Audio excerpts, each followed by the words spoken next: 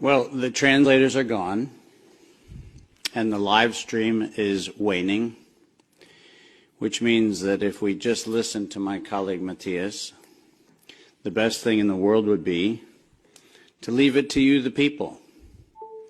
Now it's up to you to share what clearly, based on the cavernous emptiness we see in all of these spaces, is only going to be heard if you share it. So it feels very appropriate that I should be the one with the quietest voice. But let's let that lion roar, shall we? I'm done talking about COVID, and I'm done talking about SARS-CoV-2, and I'm done for a very simple reason. For 110 years, we, the people of the world, have been lied to. We're a group, a very small number of criminal, industrial conspirators decided to subordinate the entirety of the human population for the purpose of their sinister plans to enrich themselves while impoverishing and killing the rest of humanity. And I'm done being polite. We've long passed polite. When the words acceptable death rate become part of an industrial norm, we have lost the plot of humanity. And that's not my words. Those were the words of the World Health Organization and of Pfizer and of Moderna when they were given the authorization to begin the process of killing human beings in the interest of advancing their goals. Next slide. And I'm also not going to sugarcoat this. This is a criminal cartel.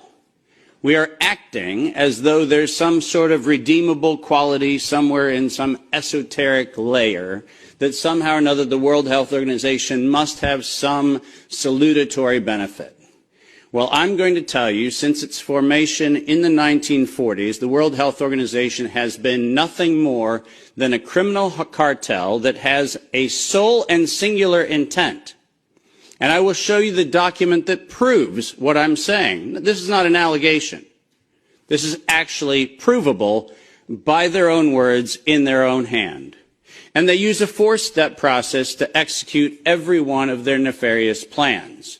They begin by planning an exercise, then they go to the business of funding that exercise, then they create the rationale for the thing that they're going to do, and then they deploy and profit from it. And in violation of 15 U.S. Code Section 19, which for those of you listening, coincidentally started with the Clayton Act in the same year that the World Health Organization in the United States, 1913, the same year the World Health Organization's progenitors also started. So I find it fascinating that we passed the Clayton Act in 1913 and we set in motion 110 years ago the criminal conspiracy which we now call the World Health Organization. 110 years later. And in violation of TIFU, or TEFU, I don't even know how to say it, the TFEU, the treaty allegedly for the functioning of the European Union, which I think needs to now be called the Treaty for the Dysfunctional European Cabal, Article 101 unambiguously lays out the conditions that this was never a public health anything. It was racketeering for the purpose of instilling terror to adapt the behavior of a population. Period. That's what it was. That's what it always was. And we can come up with every theoretical argument we want to make about things, but the problem, even with the theory that we had an outbreak of something, is falsifiable for the data from Zurich that shows us that in the year of the death pandemic of the globe, life insurance companies paid $30 billion less in claims. Now, if there's a medical professional or a social professional or anybody else who wants to debate that we could develop a virus cunningly that could find out your bank account, your insurance policy statements, and whether you're paid up on your premiums, that's a big ask. It turns out that the data is unambiguous.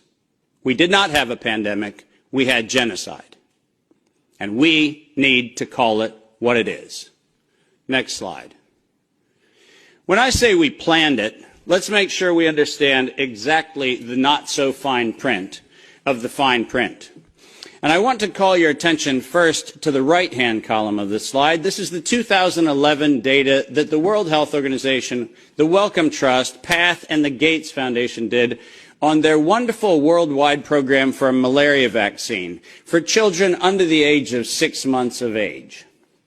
And in their clinical trial, it's helpful to point out that they murdered 66 children in the vaccine group and then cunningly used the term control for a control group in which they murdered 28 children. Now, the reason I said murdered, and the reason why I use that term, is because it's exactly what it was.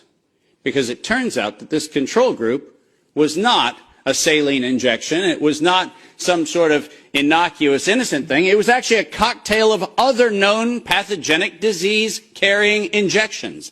The control group was known to kill people, and the experimental control group was actually theoretically maybe going to kill people. And what we did was we actually went ahead and murdered them all.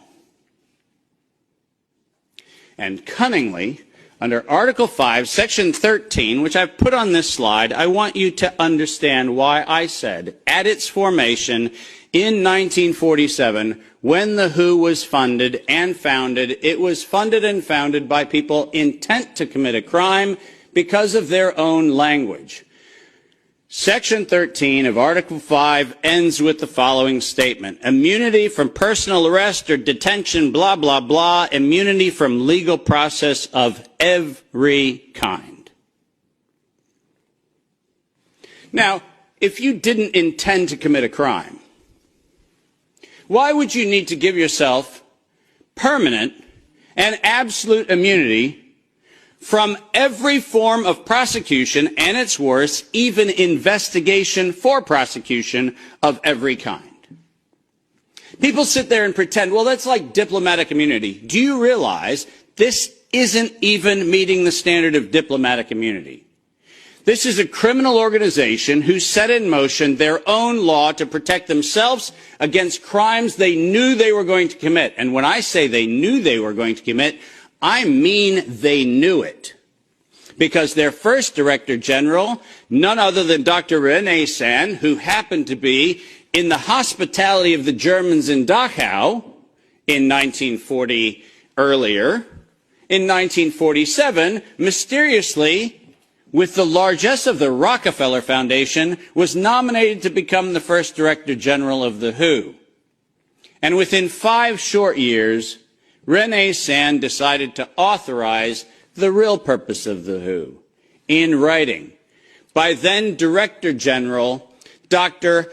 Brock Chisholm, who advocated for population control as its primary objective. Does that sound like public health to anyone in this room? This is not public health. This is the advancement of the same genocidal program that began with the Carnegie Foundation's funding of the eugenics office at Cold Spring Labs in the United States in 1913 under the philanthropy of Andrew Carnegie. People, stop fooling yourself. We debate the leaves on the tree of what we call this pandemic thing, but we're not going to the root.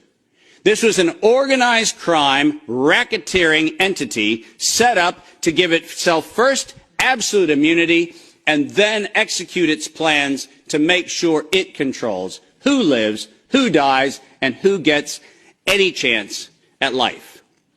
And if you think that I am somehow inflating numbers, let me be unambiguous. Under every treatment of tax provision, if I were to tell you that there is an 88% controlling interest of any organization, you might conclude that that actually aggregates into a controlling interest. And it turns out that if we look at the foundation donations to the World Health Organization, 88% of those come from a single organization, the Gates Foundation. That constitutes a violation of every competitiveness law in Europe and every competitiveness law in the United States. This is absolutely not only not an independent, charitably funded donation, but more importantly, under the tax laws on both sides of the Atlantic, this constitutes directed donations which specifically are forbidden and do not have any place anywhere in the Charter of the World Health Organization or any of the UN-affiliated organizations. When I say this is a crime, I mean it's a tax crime, a racketeering crime, a money laundering crime, and now the crime of racketeering leading to murder and global terrorism. Next slide. I told you that the second thing after they plan it is they fund it. And why don't we use the criminals' language in their own words, because it's the best way to say it. When they actually planned the release of the use of a biologically modified chimera associated with the model derived from coronavirus, they actually said the following: to sustain the funding base beyond the crisis, we need to increase the public understanding for the needful medical countermeasures such as a pan-influenza or pan-coronavirus vaccine. Now, let me pause for just one moment and remind you that the crisis that they were speaking of was a crisis of diminishing funding. There was no health crisis. This was a crisis of their coffers were starting to run dry. That's the crisis. And let's read on. A key driver is the media, and the economics will follow the hype. We need to use that hype to our advantage to get to the real issues. Investors will respond if they see profit at the end of the process. That is officially the statement made by the conspiratorial cabal that by that time was the decade of vaccines put in motion in 2011 by the Global Preparedness Monitoring Board of the World Health Organization, and it was the funding base for Peter Daszak's partnership with the chimeric production of pathogens both in North Carolina and in Wuhan. So don't tell me that we have to do an investigation into where this came from. The criminals have admitted to it in their own words. Next slide. And now we get the fun one that no one in Congress is willing to address, which is the elephant in the room. On October the 21st, 2014, despite the multiple conversations between Senator Rand Paul and Anthony Fauci, where we've been told that Rand Paul has done everything he can to put Fauci on the ropes, he has had in his possession the letter that you see on the left. And it is the letter, conveniently on NIAID letterhead, sent to the University of North Carolina, Chapel Hill, which unambiguously states that during the gain-of-function moratorium, which, by the way, if we use the word moratorium, feels like that means you're supposed to stop. Why don't we go ahead and look at two pieces of this letter. First, the second bullet under Project 1, which, by the way, was not part of the original grant. This was to look at the novel functions of the virus pathogenesis in vivo. You know what that means? In living systems. The grant was supposed to be clinical simulations and models, but this grant was modified with this letter to say we were going to authorize gain-of-function research during the moratorium in living systems. And then we love the last paragraph of this letter, which conveniently says, as your grant is currently funded, this pause is voluntary. How many times have you met a voluntary moratorium? And the best part about it is that if we look at the very last line, or continue to conduct the applicable gain-of-function research until the end of the currently active budget period. But here comes the problem. You know who is supplying the budget?